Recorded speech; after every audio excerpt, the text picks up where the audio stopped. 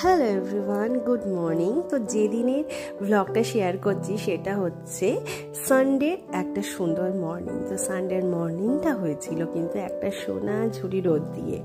সকালের রোদটা যখন মুখে এসে পড়ে এই শীতের দিনে, তখন তার আমেজটাই কিন্তু আলাদা। তো মর্নিংয়েই গরমা গরম স্যান্ডউইচ কিন্তু স্যান্ডউইচ মেকারে রেডি হচ্ছে, তার পাশাপাশি হচ্ছে ভেটকি মাছ। ভেটকি মাছটাকে ভালো করে নুন হলুদ দিয়ে একদম ভালো করে কিন্তু পাতুরির জন্য কড়াইতে চেপে গেছে। তারপরেই কিন্তু আমরা স্ট্রেট চলে এসেছি কৃষ্ণনগর হাবিবসে। যেহেতু রায়ের শরীর খারাপ কমছে না, তাই ওর হেয়ারটা কাট করে দিলাম একটু, যাতে ওর ঠান্ডা লাগাটা কিছুটা হলেও কমে আসে। তার কারণ বাচ্চাদের কিন্তু চুলের জলটা ভালো করে শোকাচ্ছে না এই শীতে, তাই ঠান্ডাটা কিন্তু লেগেই যাচ্ছে। বাড়িতে ফিরে এসেই কোনো রকমে তাড়াতাড়ি করে লাঞ্চটা সেরে নিয়েই কিন্তু আমরা রেডি হয়ে আমরা বেরিয়ে পড়লাম একটা মুভির উদ্দেশ্যে। তো কি মুভি সেটা কিন্তু একটু গেস করতে হবে। এখনকার দিনের সব থেকে লেটেস্ট দারুণ মুভি কি বলো তো? চলো গেস করো কি মুভি।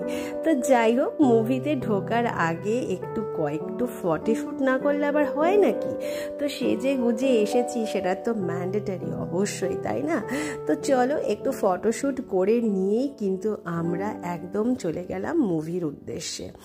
পুরো হাউসফুল যাকে বলে, আশা করি তোমরা বুঝেই গেছো।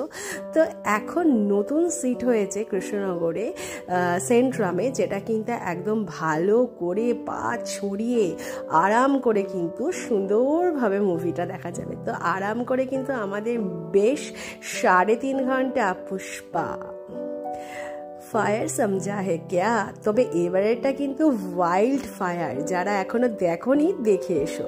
তো মুভি শেষে চলে এলাম শঙ্কর কৃষ্ণনগরের অন্যতম একটি মিষ্টান্ন প্রতিষ্ঠান।